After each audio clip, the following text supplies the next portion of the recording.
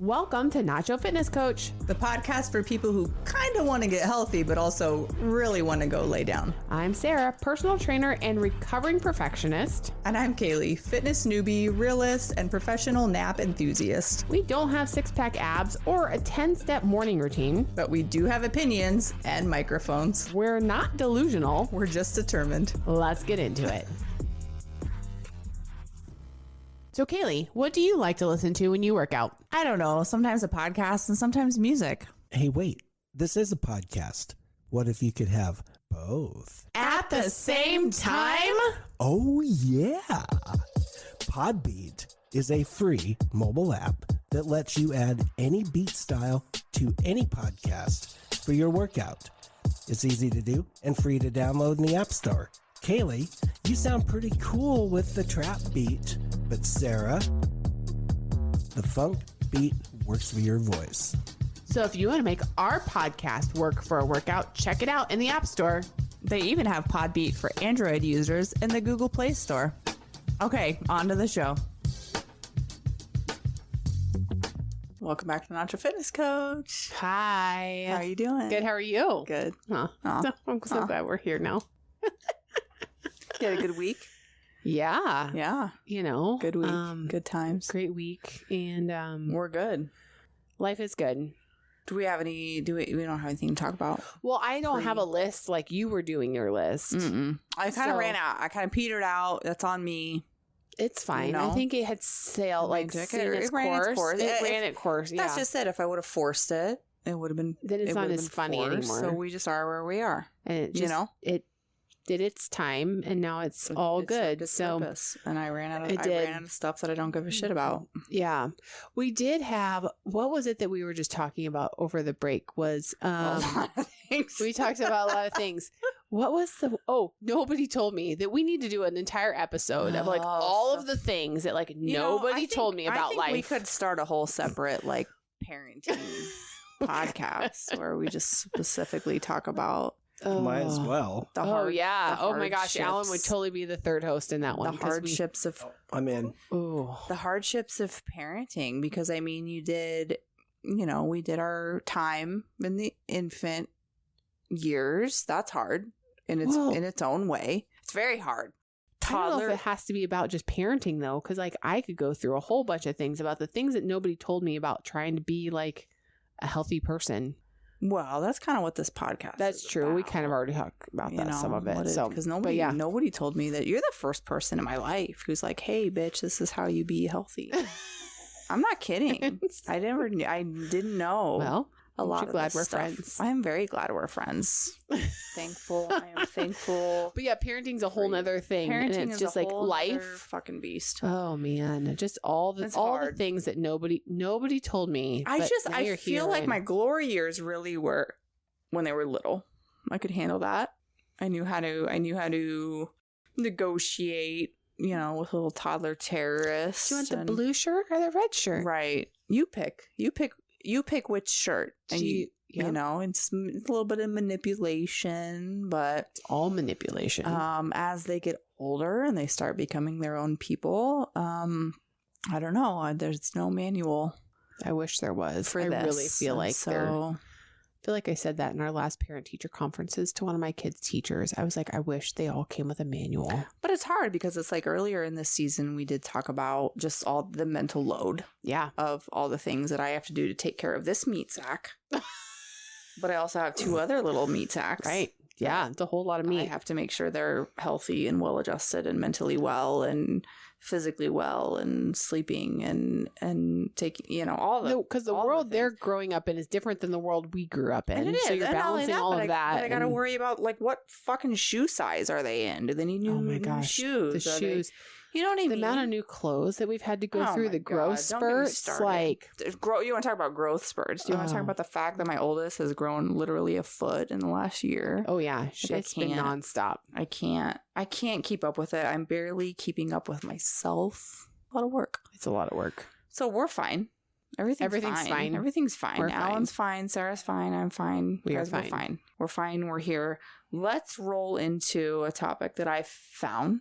I'm so proud of you for bringing something to the table. Thank you. Via TikTok. Okay. Well, of course. Where else would it come from? I wouldn't call this a viral video. 60.7K likes. Which is 6,700, right? Yeah. 60,000. Did you say 6'7"? 6'7". God damn it. God. I was like, wait a second. I don't know. 60.7, so 60,000. Oh, gotcha. Okay. Which is not, but I thought it was interesting because it was about waking up early. Okay. Which has been a vested interest of mine. Yep. Over the last few years. Yep. I went from a 9 a.m. wake up kind of gal to yep. I am officially, I'm a morning person. 5 a.m.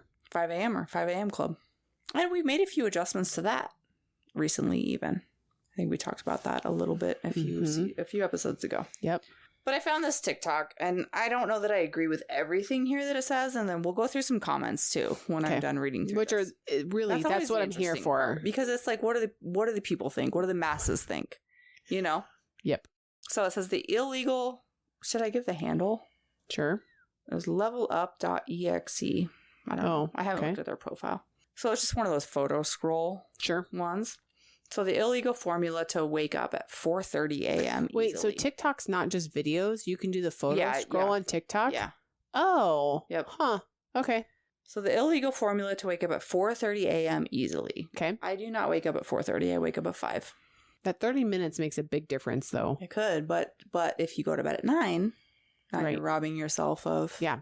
So it solely depends on when you go to sleep. There was a period of time I was up at 4:30 every day to be at the gym to train somebody at 5. If you're not going to bed at 8:30, I was taking my shower at 8 o'clock at night. Lights out. Really? Oh yeah. Well, I was lights out before 8:30 for sure. Before pre-kids?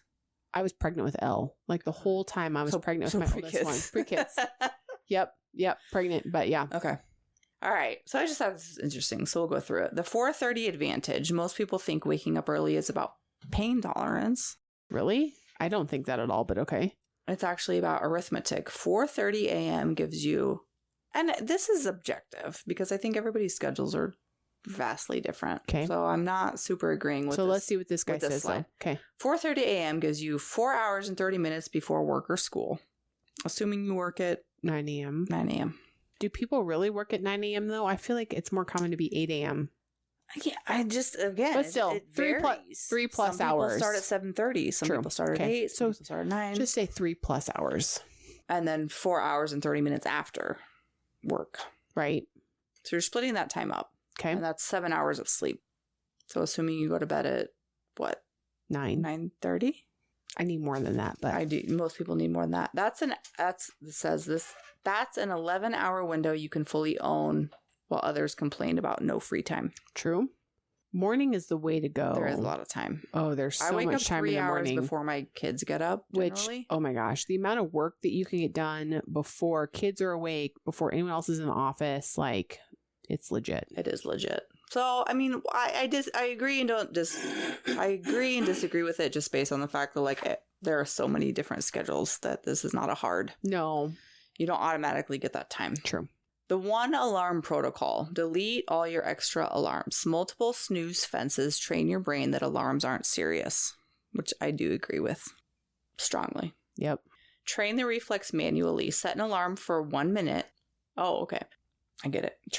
So in order to train yourself to wake up to 1 alarm, you just do this during the day. Set alarm for 1 minute, lie down, lights off, blanket on. When it rings, stand up instantly, lights on, open curtains, sip water. Repeat 5 times just to like build those synapses. Okay.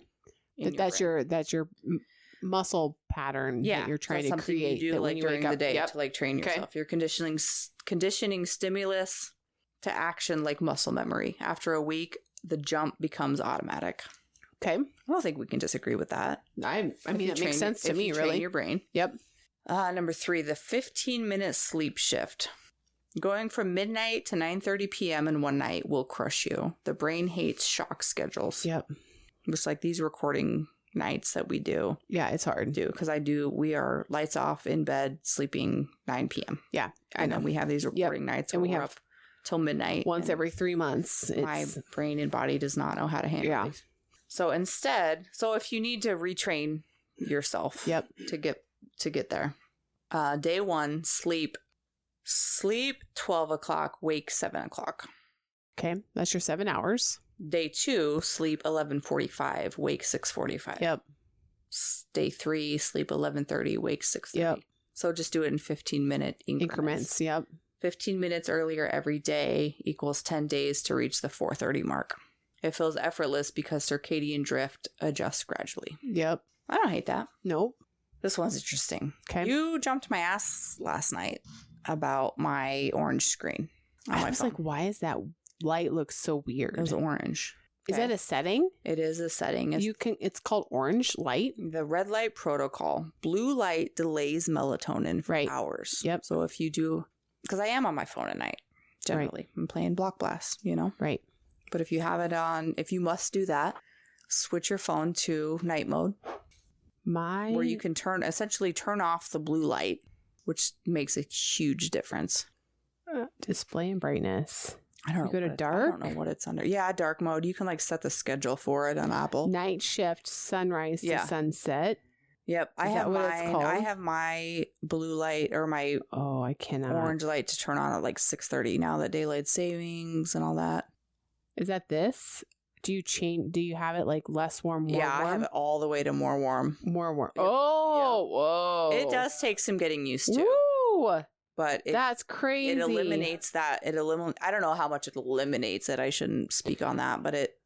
So here's what's funny is I have astigmatism in my eyes. Mm-hmm. And if it's when there's less of a contrast like that, then between like I can already feel like my eyes having to adjust differently. Like my head will hurt. Looking at the orange? Yep. So you're making excuses? Oh, man. It takes some getting used to, but it's better for you. But I can at least get that close. You can get that close. Yeah, she's on the more warm side. Ooh, I'll try it. But it is better for you. I have mine set to start at I think I have it set to start at like dusk. Oh, there's difference in the timing then too? Well, okay, I mean, I've noticed mine's turning on at like 6 p.m. Between like 6 and 6:30. Well, sunrise to sunset is not the same thing. Yeah, try that. Custom schedule. I might have customed it, but I don't remember. Okay. So back to it. Max out your phone's night shift or blue filter to full orange. Switch overheads to warm bulbs or a lamp only. Mm-hmm. That is one thing I do is that when we get in bed, I have a lamp on my side of the bed. Lamp only. I light one candle that's on my shelf, and then it's lamp. Well, you know my theory about white light. What? White is right? No. Okay, not the racist light. Okay. Mic drop? What's your theory? White light's a stimulant. Yeah. Mm-hmm. Okay. Oh, so I was wrong. Yeah, absolutely. White is wrong. White is wrong. Yeah. Colored light. Did you notice? I'm going to go edit that out. No, you will not. Absolutely not. You know what? You say it sticks. That's part of what we do here. You're not going to know. Yeah, I am. Mm-mm. You leave it alone. You're not going to know. Oh. That's why my house has very little white light. Because during the day, you're inundated with ultraviolet light, fluorescent light, sunlight. When you get home and you surround yourself with white light, how can you relax? Mm-hmm. So that's why my home is all color LED. Mm-hmm. There is very little white light in my home after dark. You follow the lava rule. More red equals faster sleep onset. Uh-huh. So the less blue, white, bright, sharp light you have, the easier time you'll have getting to sleep. So I bought blue light glasses to help filter that out because I struggle with just I can't see. So unless I start wearing my regular glasses every night, I'm wearing glasses, I guess, either way. I just don't like the color when it's warm light. It's so yellow. But it's good for you. I don't have a problem sleeping though. You could sleep better. My numbers are way superior to yours. You think? I don't even know how much deeper sleep you can get. We'll see. Okay. Okay, so this is just biological cheating. Red light. Okay. No blue light. Red, good. Blue, bad. Okay. Okay. All right. Number 5, the 30-minute off-screen rule. I say 60, but 30 is good. The final mess before bed is overstimulation. So replace your last screen half hour with anything physical or static. Clean your desk, stretch, prep breakfast. Write next day priorities. Screens trick your body into believing it's noon. Physical tasks signal it's safe to sleep. This 30-minute trade buys you 60 plus minutes of real rest quality. I am a huge bedtime routine fan. I am not. I am. This is something I have been very rigid. Been super like hyper focused on morning routine the last couple of years, and we have completely neglected our bedtime routine. So this is a new thought for you. New thing for us, and we're also working on some morning routine things as well. Yeah, but bedtime routine. You know, like I said, we just are. You're running on fumes by the end of the day. You're tired, and we just kind of veg out. We turn the TV on. We're strict about, and we've realized how unusual we are as a couple that like we do bedtime together. Right. Yeah. That's very unusual, I think. And we always have, and it wasn't even a conscious decision that we made. It's just the way we've always done things. We just go to bed together. So for the last few years, we put the kids and we get them settled at like 8. In more recent years, we've let them watch TV until 8. TV's off at 8, and then do whatever you want till 9. But then Jeremy and I would watch TV from 8 to 9. But then it's lights out, be in bed at 9. That's kind of always been our thing. But then it started getting like lax, because then it was like they have to turn their TVs off at 8, but our TV's still on till 9. So then it was like, well, we'll just let them keep watching TV. Got it. So we've worked on that. But I just think TV before bed. Not only that, we would watch TV, but I was also on my phone playing games or whatever. So I got big screen, small screen. Screens all everywhere. The screens. And then you just shut it all off and try to go to sleep. Sure. I've never had a lot of problems like falling asleep. So I never really thought it was an issue. But when you start looking at the quality of your sleep. Which is not there for you. Which is not there for me. Based on the tracking I'm using. Maybe if I was using another. Maybe. Tracking. Or not. I don't know. It's maybe not the tracking's fault. I got like 44% restorative sleep last night. Oh. Well, maybe that's all it takes. That's like a new record for me. That is actually pretty impressive. What, it's a big swing. Get drunk and record a podcast. The answer was right in front of me the whole time. So that's interesting. I think too, I've been trying to, we turn the TV off. Okay. TV's off. We don't watch TV before bed anymore. I try to journal, read, more than not read, because I don't have the energy to journal and shit. I know I should, but it's not there. I just want to shut the lights off and go to bed. But it's made a big difference. But yeah, do other shit, like organize something or stretch or, Sure. Signals your body to sleep. Number 6. Yeah, this checks out. The caffeine curfew checkpoint. Caffeine's half-life is about 6 hours, but for many, alertness lingers for 10 plus hours. Yep. Cut it off at midday. Yep. So try this. Water plus salt in the morning. Herbal tea mid-PM. Okay. What does that mean? Mid-afternoon? Mid-afternoon, yeah. You'll fall asleep without that wired but tired feeling. I concur. As a professional sleeper. I concur. Yep. I do. We know I love caffeine, right? Yep. But my caffeine in bulk consumption happens first thing in the morning. I'm done with caffeine by... Oh, yeah. I'm done by like 9 o'clock in the morning. I don't consume caffeine later in the day. No. But if you do, try to cut it off. Yes. Honestly, by like 10 a.m. Yeah.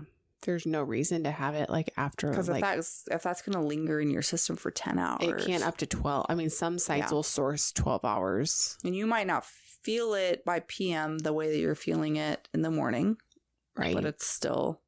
But I feel like when you get to that based on circadian rhythms, you're going to hit like a mid-afternoon slump. Like that's a real thing. Oh, yeah. So just embrace it and know it's a part of like your natural energy cycle. Don't use that as an opportunity to be like, I'm just going to pump myself full of caffeine, because you're throwing everything off then. Yeah. Just be like, okay, I know that there are certain points that like there's certain things that I do throughout the day based on what I know my energy level is going to be. So like when I wake up and throw back 200 milligrams of caffeine first thing in the morning, and then hold on, hear me out, snort it, and then but then I work out right out. Am I working it off? Can you work caffeine off? I don't think so. Alan says yes. You can? I don't know. Okay, so with that, we're going to take just a quick little ad break. Want more Nacho Fitness Coach? Find and follow us on social media. Find us on Instagram, YouTube, and TikTok at Nacho Fitness Coach. And on Facebook and X at Nacho Fit Coach. Okay, we're back. I think it still stays in your system. I don't think it's going to be out of your system any faster just because you had a workout in there. You don't think so? I'd be curious to know. We should talk to Chad about that. Since the professional amongst us, of course. Right, yeah. No, that, I don't know, but I've never seen that associated. Well, because then I get tired. Because a lot of people do take caffeine as a pre-workout. I mean, it's an option for a pre-workout as a stimulant. It's just some caffeine. But then by the time, like, I'm already fucking tired by 9:30. Right. Well, you're hitting like your mid-morning. Like if you look at, I just was pulling up my Rise app for my energy throughout the day or whatever, but you have a mid-morning peak. Yeah, see, mine says to avoid caffeine starting at like 11:30. Mm-hmm. So you kind of have some grogginess in the morning, like right when you wake up a little bit, you're hitting your peak. Now I'm going to ask Chuck. You have an afternoon dip, and then you have an evening peak, and then your wind down should happen. I was going to let it go, but I'm going to look it up. And so like the Rise app shows you throughout the day too what these different checkpoints are. So it like does, okay, here was your sleep, a little bit of grogginess in the morning, you wake up. And it's funny because I don't actually feel a ton of grogginess when I wake up. Like I'm just like, okay, I got stuff to do now. So like, let's just get to it.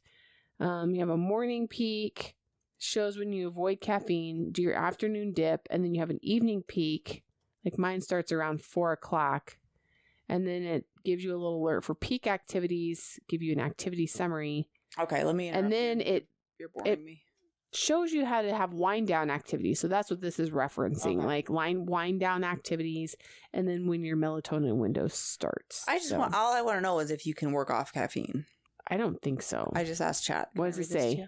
He said, remember earlier when he called me babe? Yeah, he did call you babe. And I was like, I thought you didn't have a personal relationship with your chat. He called me babe and I blushed a little bit. Yeah, you did. You were like, wait, what? And I was like, maybe you're getting a little bit more personal than you thought you were. You're like, nope, it's just all about data for me. It's all data. I don't use it for that at all. He called me babe and I just like melted into a puddle. I was like, hey. Well, then I didn't know we were that serious. But we are now. Here we are. All right. So I asked him, would I take 200 milligrams of caffeine in the morning and then go into my workout? Am I working off caffeine during my workout? Short answer, not really, but kinda. Let me unpack it in normal person terms instead of chemistry class mode. Thank you, chat. He knows me. Yeah, he does know you. He's like, explain to me like I'm a 5-year-old. Power couple over here. He gets me. When you take 200 milligrams of caffeine in the morning, here's what's actually happening. Caffeine doesn't get used up like carbs or calories during your workout. Right. You're not burning it off on the treadmill. It's a stimulant circulating through your system, doing its thing. What does happen, your body absorbs the caffeine and your blood levels rise. You feel more alert, more energetic, slightly more pain tolerant. Your workout might feel easier because caffeine reduces perceived exertion. As time goes on, the body slowly metabolizes it. A half-life is usually around 4 to 6 hours. So during your workout, the caffeine is active, but you're not quote-unquote working it off. You're just in the window of peak effect. Mm-hmm. Basically, you're not canceling it out. It doesn't disappear faster because you worked out. You're simply burning calories with the assistance of caffeine, not reducing the caffeine.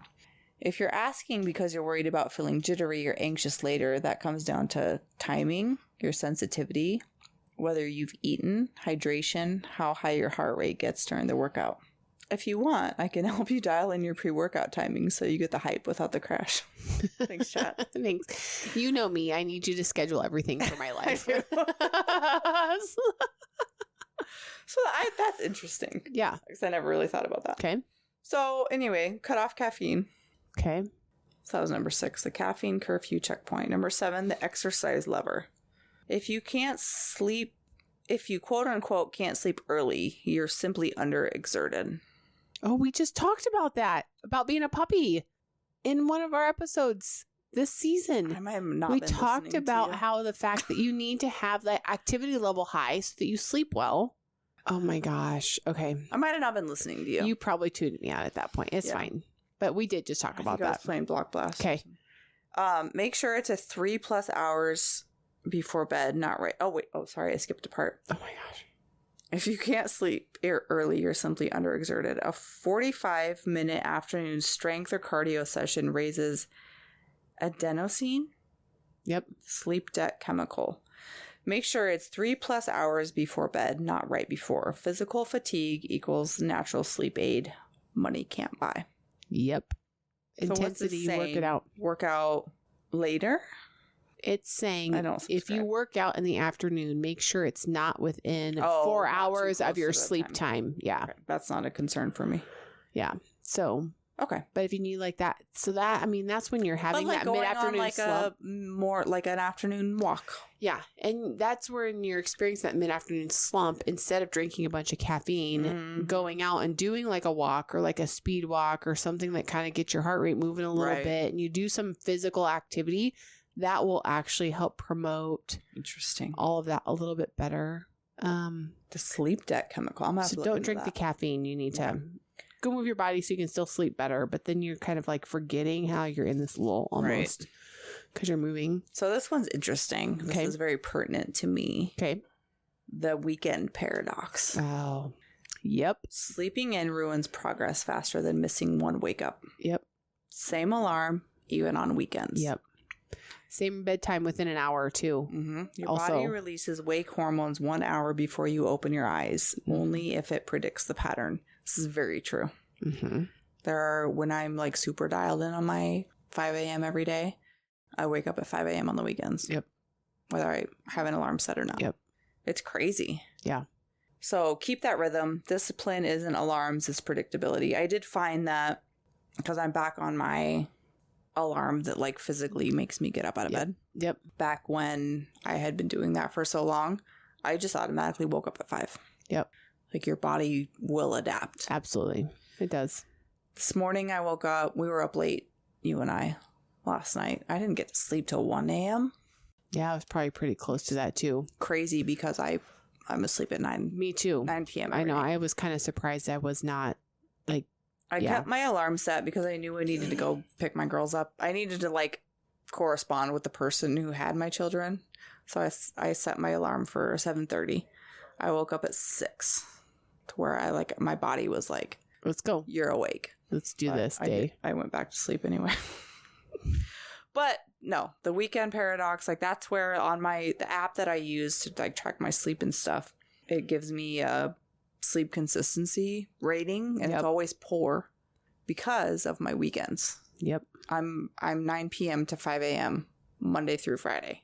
Saturday and Sunday are like 11 p.m. to 7 a.m., 12 a.m. to 9:30, and that's not, you don't get a passing grade Nope. based on Your body like, that doesn't work fucks that you. way. Yeah. Mm-mm. And I don't think I've ever, in all the time I've like tracked it, I don't think I've ever gotten a straight 7 days of 5 a.m. 9 p.m. to 5 a.m. Just because weekends are weekends. Sure. That's fine. Number 9, the environment hack. You can't out-discipline architecture. Use these cues. Alarm across the room. Yep. So you have to get up. Jeremy practices this. I do not, because my alarm forces me to get up Sure. anyway. His doesn't. He does put he has to get up physically out of the bed. Curtains slightly open. Here's my beef. Ooh. Because you always I see all these people on TikTok talking about this morning routines. Wake up at 5 a.m., drink water, do fucking jumping jacks, all this shit. And then it's like, open your curtains. It's 5 a.m., bitch. They're still dark. It's The still dark sun's not outside. out. No. What? Not now. Not this time of year for us. So it's still dark. I've never been able to like. I don't get where this fits in. I think it depends on now we're specifically talking about waking up at 4:30. Yeah, I don't think anywhere at 4:30 is light out. There is no. That doesn't matter. Fine, open your curtains, whatever. Yes, you'll get the natural dawn later. Yeah, not at 4:30. So, and then water glass beside alarm. Yes, this is something I have put into practice recently. So you get up and you drink it right away. Immediately. I always have my water bottle by my bed, so I'll take a few drinks, whatever. If we go upstairs, I prep my caffeine concoction, which is pre-workout. Right. But before I drink caffeine, I have to drink a full 8-ounce glass of water. So let's be clear. We joke that Caleigh snorts her pre-workout, but she does not. She does actually mix it with water.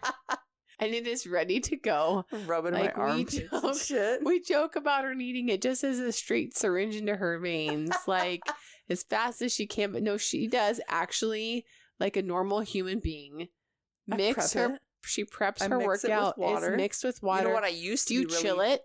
No, I used to be really picky because we have our fridge water that's cold, and then we have our the filter water on the sink, which is not. It's like room temperature water. Sure. I used to be really picky and I needed it to be the cold water, but the fridge water takes a lot longer. It's inside the fridge. We don't have the door. Sure. Water. It's in. You have to open the fridge door. It's on the side. Yep. And it takes forever to come out. I don't have time for that. So your patience was wearing thin. So I was like, you know what? Water's water. So you switched? So I switched. Now it's just room temp. Okay. So you mix it the night before and then it sits out on the counter? No. Oh, you mix it in the morning? I mix it in the morning, but I use the sink. Got it. That's room temp. Okay. So I do. I make myself. I'm not allowed to touch my pre-workout. I make it. I have 2 glasses in the morning. You drink your water first and then you chug your pre-workout. I have to drink my water first and then I can drink my pre-workout. Curtain slightly open, whatever the fuck that means. Water glass by alarm. Notes on mirror.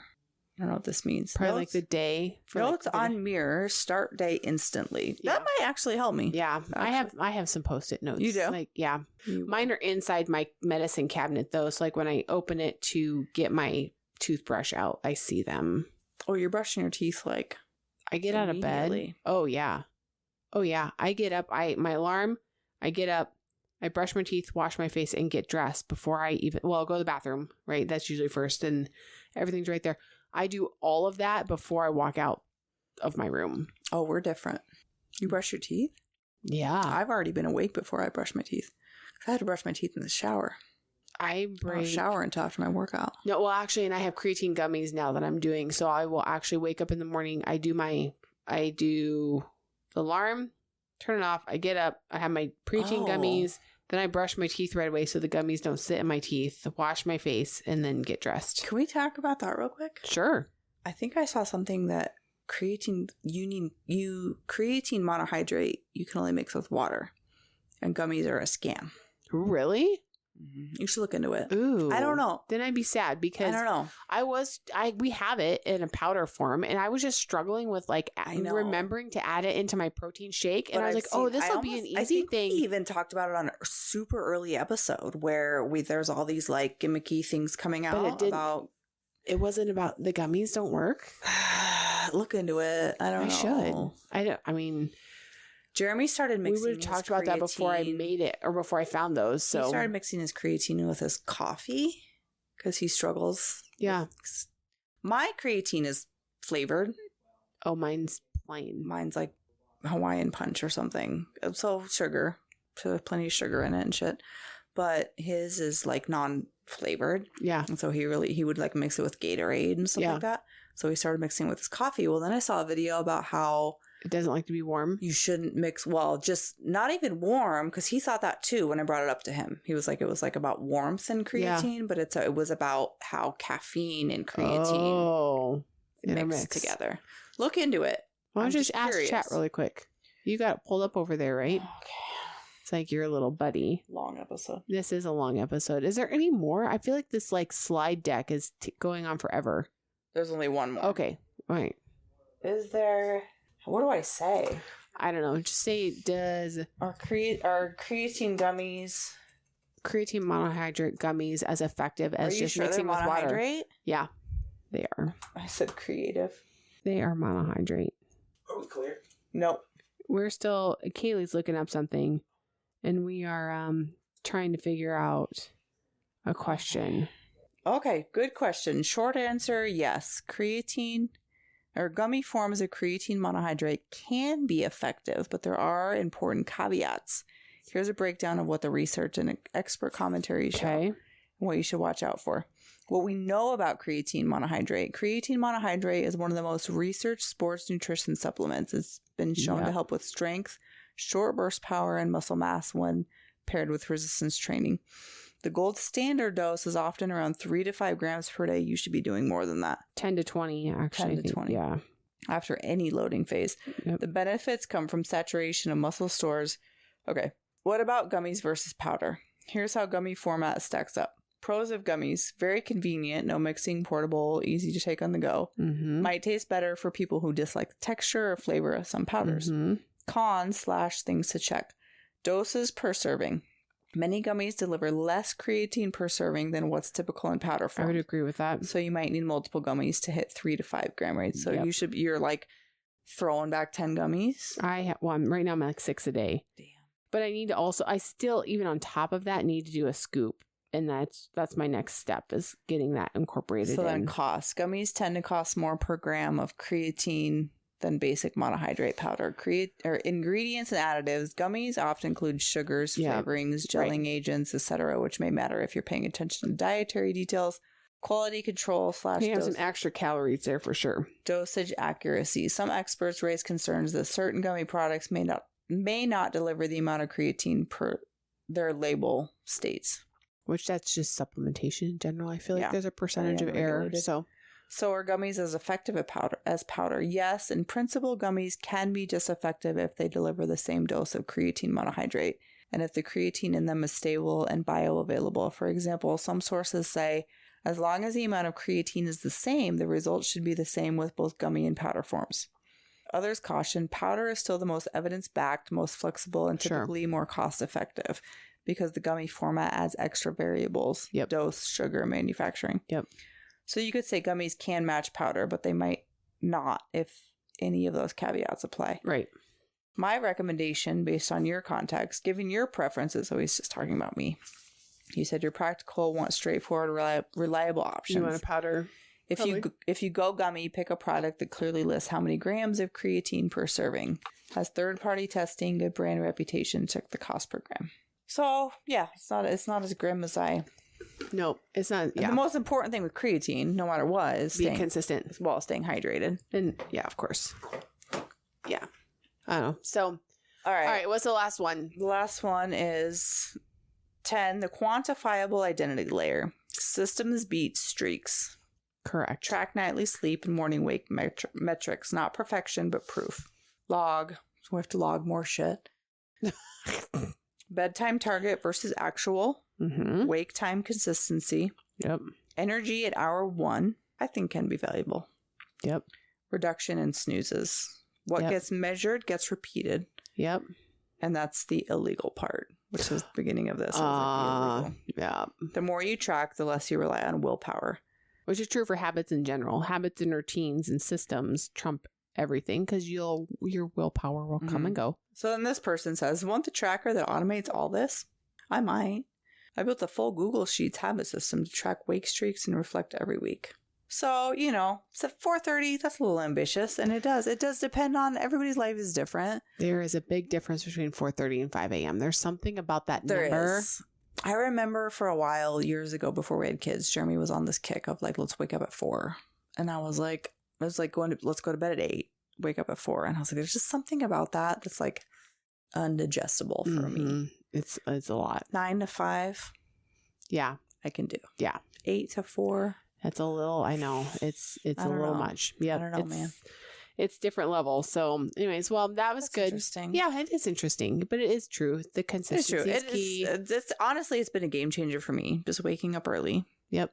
You get so much checked off your list. It feels so good just to conquer the day. Even if you were able to get that workout. Yeah. But Jeremy and I are able to like have breakfast together, and we get all these things kind of ticked off our list before our kids wake up. Yep. Yeah. Because then it's just chaos from there. Yeah, it is. Really. Oh, Lord. You have no control over your day once your children wake up. Yep. No, you don't. We know. You don't. You've lost all control. All right. So good times. Well, that was a good find. Nice Good. work. Thank you. So proud of you for bringing something to the table thank you today. so much. So until next time. Bye. Thanks for listening. Be sure to head over to our Instagram at Nacho Fitness Coach and let us know how you feel about the topic. Do you love it or hate it? Also, don't forget to hit that subscribe or follow button wherever you're listening. And if you like our podcast, leave us a rating. See you next time. You've been listening to Euphony Innovatives Sonified.